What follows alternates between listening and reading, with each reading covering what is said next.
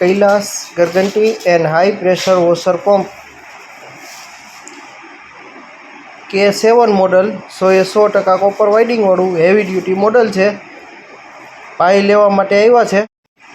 મકાનના કલરનું કામ રાખે છે અને ધાબા ઉપર ડમ્પપ્રૂફ મારે છે.